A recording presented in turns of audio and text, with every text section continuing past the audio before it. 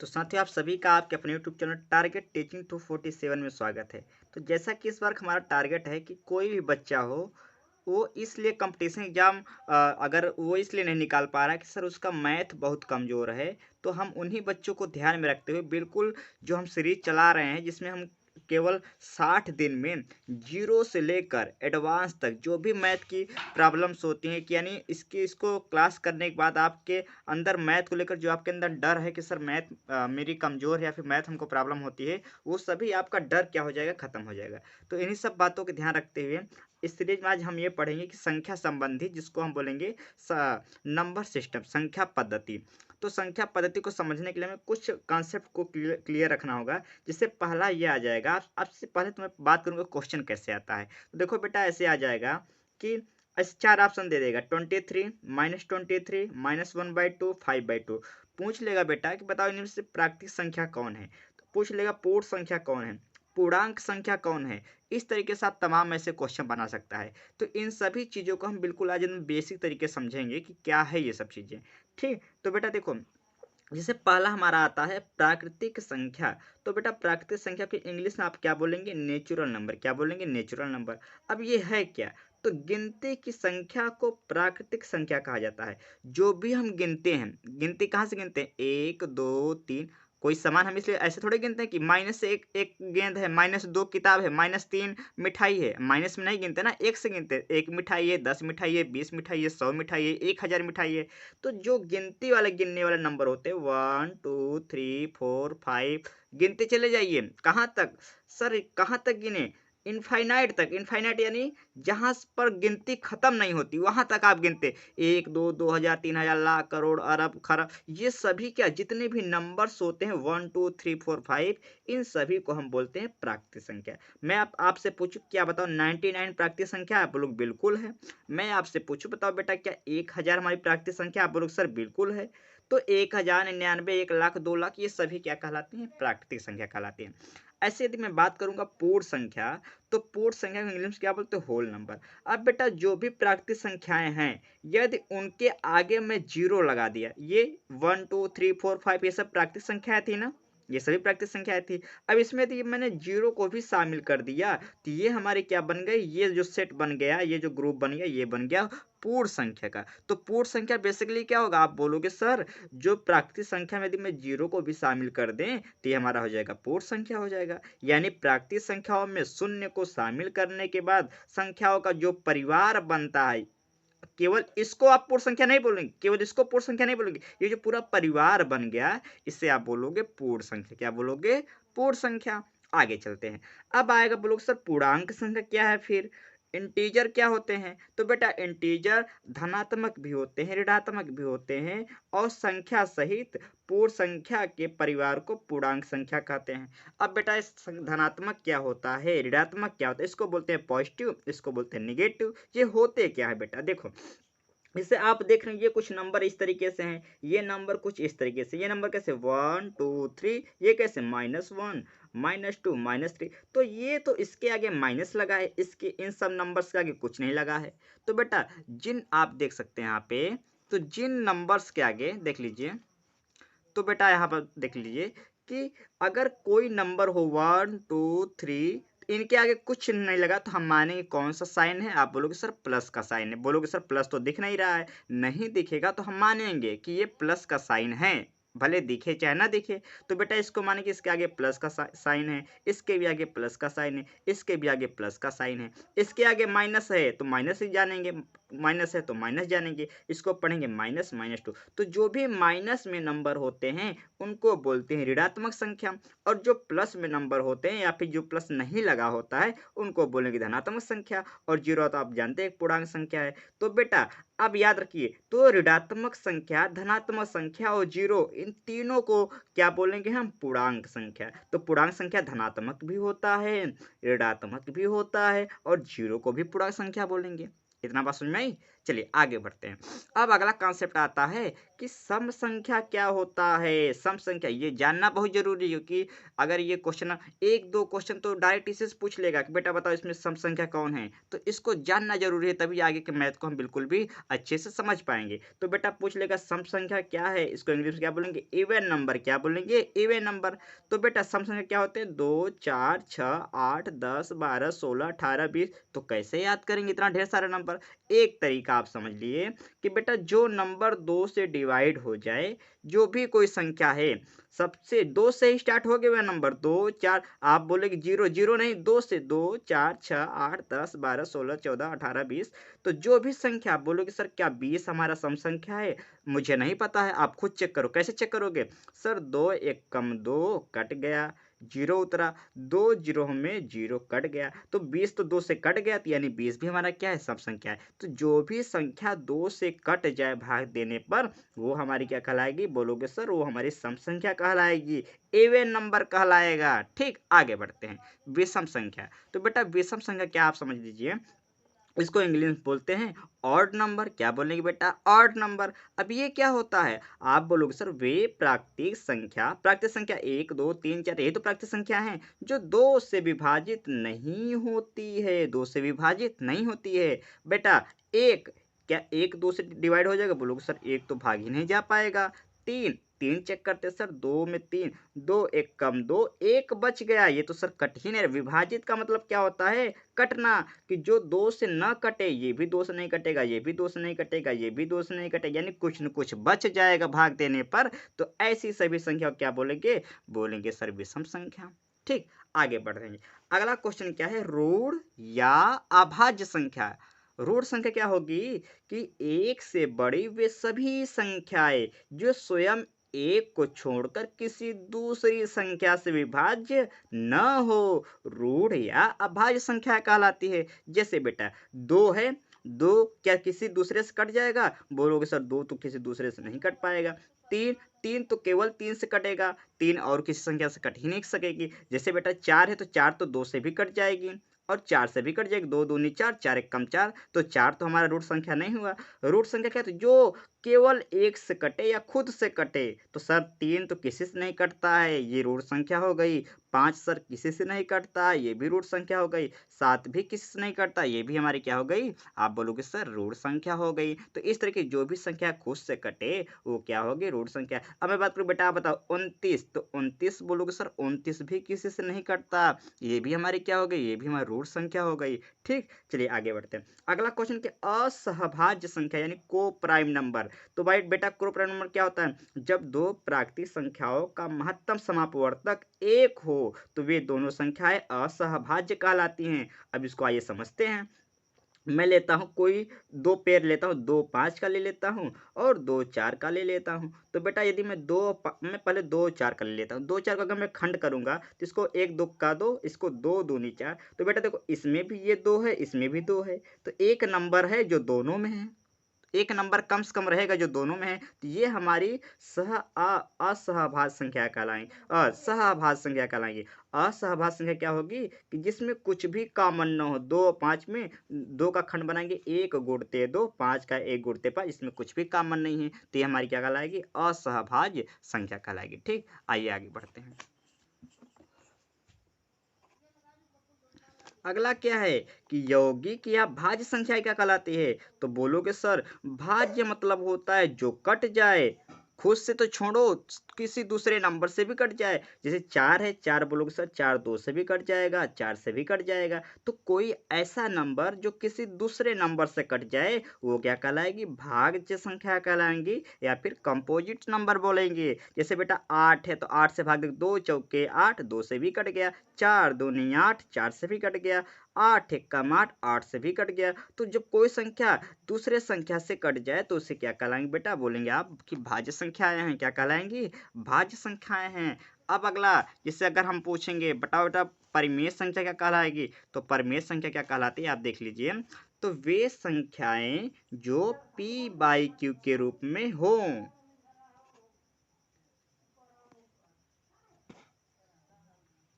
वे संख्या जो p by Q के रूप में हो। आप अब डिफरेंशियल मत रट्टा मारिए, आप समझिए मेरे साथ। देखो बेटा, जैसे एक नंबर मैं दे दिया, ये नंबर है, ठीक। एक ये नंबर है, एक नंबर मैं दे दिया, ये नंबर है, ठीक। एक मैंने नंबर दे दिया, ये नंबर, एक मैंने नंबर दे दिया, ये नंबर है।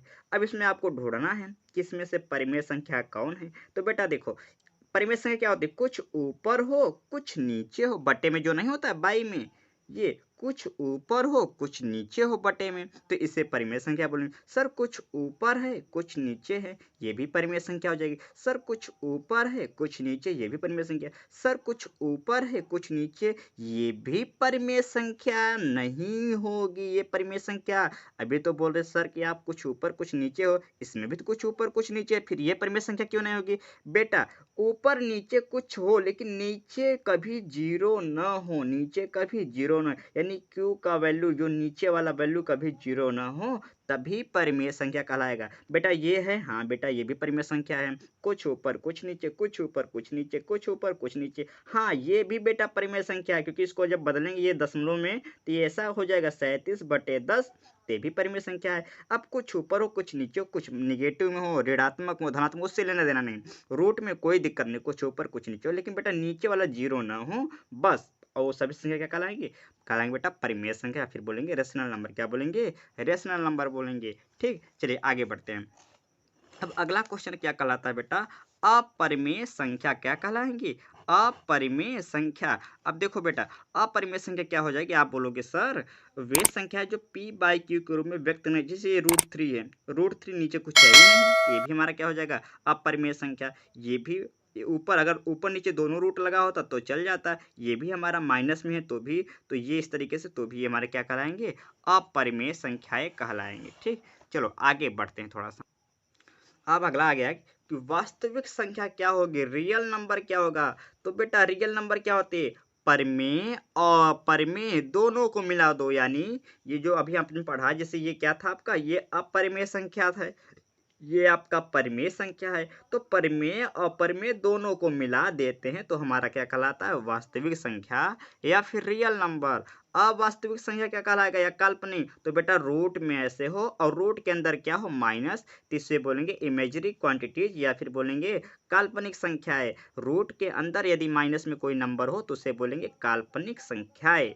तो बेटा आज हमने यही सीखा कि प्राकृतिक संख्या, पूर्ण संख्या, पूर्णांक संख्या, सम संख्या, विषम संख्या, भाज्य संख्या, अभाज्य संख्या, फिर हमने पूछा परिमेय, अपरिमेय, वास्तविक और काल्पनिक। तो हमने 3 3 6 3 9 3 12 15 कॉन्सेप्ट के बारे में अच्छे से समझ गए। अब हम बात करेंगे क्वेश्चन कैसे आता है। ठीक, तो बेटा देखो क्वेश्चन ऐसे आएगा, जैसे यदि मैं आपसे ये बोल दूं कि बेटा ये बताओ, इसमें से दे दिया कि काल्पनिक संख्या को छांटिए, मैं एक आपको एग्जांपल दे रहा हूँ, काल्पनिक संख्या होगी, ऐसे आप में क्वेश्चन है, काल्पनिक संख्या होगी ऐसे रहेगा, ऑप्शन दे देगा। बताओ बेटा क्या ये काल्पनिक संख्या है, फिर देख क्या ये काल्पनिक संख्या है, क्या ये काल्पनिक संख्या है, क्या ये काल्पनिक संख्या है, ऐसे दे देगा आपको। अब क्या करेंगे बेटा, अब आप कंफ्यूज हो जाएंगे, इसको रट के तो आप नहीं जा सकते हैं ना, तो क्या करेंगे, हमको पता है कि सर काल्पनिक संख्या आपने क्या बताया था, कोई संख्या यदि रूट के अंदर माइनस में हो तो हमारी क्या कहलाएगी, काल्पनिक संख्या कहलाएगी। अब फिर मैं आपसे पूछा, इसमें से प्राकृतिक संख्या कौन नहीं है, प्राकृतिक संख्या कौन नहीं है, कौन नहीं है, क्या पूछेगा, प्राकृतिक संख्या कौन नहीं है।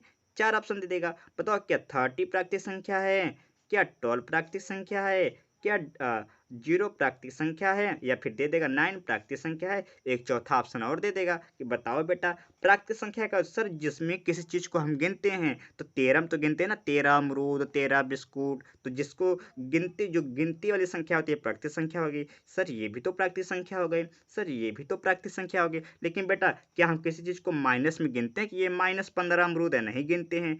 तो ये हमारी प्राकृतिक संख्या नहीं है। पूछा कौन नहीं है तो डी हो गया। तो इस तरीके से आपसे तमाम क्वेश्चन घुमा फिरा के पूछेगा। बस आपको करना ही क्या है, आज बस आपको यही करना है कि जो भी चीज़ें हमने आपको बताया है, उसके बारे में थोड़ा समझने की कोशिश करिए और रिवीजन करिए घर पे कि अच्छा सम संख्या ये है, विषम संख्या ये है, प्राकृतिक संख्या ये है। इस तरीके से बार-बार चीज़ों को, कॉन्सेप्ट को समझिए कि वास्तव में क्या ये प्राकृतिक संख्या हो सकती है? क्या ये प्राकृतिक संख्या हो सकती है? मैं आपको कुछ होमवर्क देता हूँ। आपको मैं कुछ नंबर देता हूँ। आपको ये बताना है जो 18 है, ये कैसी-कैसी संख्या हो सकती है? क्या ये प्राकृतिक संख्या हो सकती है? क्या ये सम संख्याएँ हैं? क्या ये विषम संख्या है? तो इस एक ही नंबर के बारे में आपको क्लियर करना है कि ये जो-जो बन सकता है। तो सर ये तो प्राकृतिक संख्या भी हो सकती है। सर इसे सम संख्या भी बोलेंगे। हाँ, ये भाज्य संख्या भी है। तो एक ही नंबर पे जितना भी कॉन्सेप्ट आपने सीखा, उन सबको लेकर आपको अपने मन में आँख बंद करके एनालिसिस करना है। ऐसे आपको -15 के बारे में सोचना है, ऐसे आपको -1/2 के बारे में सोचना है, ऐसे आपको रूट में -13 के बारे में सोचना है कि ये कौन-कौन सा नंबर हो सकता है, ये कौन-कौन से नंबर हो सकते हैं। ऐसे ये करके आप एनालिसिस करके धीरे-धीरे चीज़ों को आप समझ सकते हैं। तो आज हमने बस शुरुआत में यही जाना कि कौन सी संख्या क्या-क्या होती है। अब आइए हम थोड़ा-सा चीज़ों को और आगे पढ़ते हैं। जैसे अब कुछ याद रखने योग्य बातें हैं, जिससे आपके एग्ज़ाम में आ जाएगा कि बेटा 1 से लेकर ये कुछ याद रखने वाली, 1 से लेकर 25 तक अभाज्य संख्याएँ कितनी होती है? अभाज्य संख्या यानी जो किसी से न कटे। तो आप बोलोगे सर हमारी 2 होती है, 3 होती है, फिर 5 होती है, 7 होती है, ऐसे तो आप बोलेंगे ना?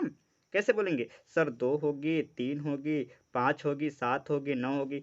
अब 125 तक क्या हम याद करेंगे? नहीं याद करेंगे। खट से आप याद रख लीजिए कि 9 होती हैं, बस देखते ही आंसर मान लीजिए। ये कुछ आप ट्रिक ही इसको समझ लीजिए। ऐसे पूछ लेगा 1 से 50 तक अभाज्य कितनी होगी? तो आप खट से बता दीजिए 15, इसको रट सकते हैं या फिर आप ऐसे भी गिन सकते हैं 2, 3, 5, 7 कॉपी में लिख लेंगे अभाज्य संख्याएँ और गिन लेंगे 1, 2, 3, 4 इस तरीके से गिन लेते हैं। ऐसे या आप जल्दी क्वेश्चन करना चाहते हो तो ये बस 5 चीज़ें आप रट सकते हैं कि 1 से लेकर 100 तक अभाज्य संख्या 25 होती हैं, 50 से 100 तक 10 होती हैं, 25 से 50 तक 6 होती हैं। इस तरीके से चीज़ों को आप रट सकते हैं, ठीक? चलिए, अब आगे हम जो सबसे बड़ी ज़रूरी बात हम बात करने जा रहे हैं कि यहाँ पे कुछ ज़रूरी बात कि ये कुछ आपसे ऐसे क्वेश्चन पूछता है, जो आपके लिए जानना बहुत ज़रूरी है, जो बहुत ही सिंपल चीज़ें होती हैं, लेकिन आप इसको याद नहीं कर पाते या समझ नहीं पाते। जैसे आ गया कि 1 अंकों की सबसे बड़ी संख्या क्या होगी? ठीक, तो बेटा देखो हमने पढ़ा 1, 2, 3, 4, 5, 6 फिर पढ़े 7, 8, 9, 10 अब बेटा जैसे ही आप यहाँ पे आते हैं, ये 2 अंकों की संख्या अंक क्या होते हैं? इसमें 2 अंक है, एक 0 अंक, एक 1 अंक, तो इसमें तो 2 अंक है। तो अब इसमें 1 अंक, इसमें भी 1 अंक, इन सब में 1-1 अंक है। लेकिन पूछा 1 अंक की सबसे बड़ी संख्या, तो सबसे बड़ी तो यही हुई, सबसे छोटा ये हो गया। बोलोगे सर ये क्यों? क्योंकि ये तो 2 अंकों की संख्या है, ठीक?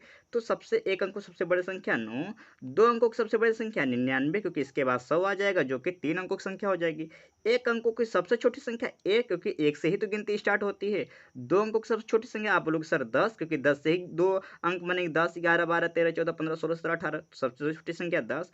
3 अंकों की सबसे छोटी बड़ी संख्या छोटी संख्या बोलोगे सर 100 क्योंकि इसके बाद 101, 102 ये सब इससे बड़ी हो जाएँगी, ठीक? इस तरीके से आप इसको थोड़ा समझिए, कुछ भी पूछ सकता है कि 5 अंकों की छोटी संख्या, 3 अंकों की बड़ी संख्या, इस तरीके से आप जो है बस ये इतना याद रख लीजिए, बस ये 3 चीज़ें इम्पोर्टेंट है, इसको आप थोड़ा-सा सीख लीजिए। अब 2-3 चीज़ जो आपको जानना ज़रूरी है, आप ये जानना ज़रूरी आपके लिए है, इससे आपसे पूछ लेगा कि बेटा 9 अंकों की 9 अंकों की सबसे बड़ी संख्या, 9 अंकों की सबसे बड़ी संख्या या 3 ही अंकों की मैं बोल रहा हूँ या 4 ही अंकों में बोल दें, 4 अंकों की सबसे बड़ी संख्या या पूछ लेगा 4 अंकों की सबसे छोटी संख्या, 4 अंकों की सबसे सबसे छोटी संख्या, 4 अंकों की सबसे छोटी संख्या। अब इन दोनों चीज़ों को समझिए, कुछ भी पूछ लेगा। तो बेटा 4 अंकों की जब आपसे बड़ी बोले, तो बड़ी में आप समझ लीजिए 4 अंक है तो 1 अंक, 2 अंक ऐसे समझ लीजिए आप कि कितना 4 अंकों की बड़ी बोला तो 1 अंक, 2 अंक, 3 अंक, 4 अंक हो गए।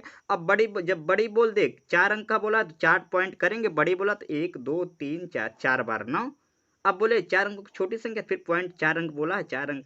अब सबसे पहले 1 लिखेंगे, 1, 2, 3, ये छोटी संख्या हो गई।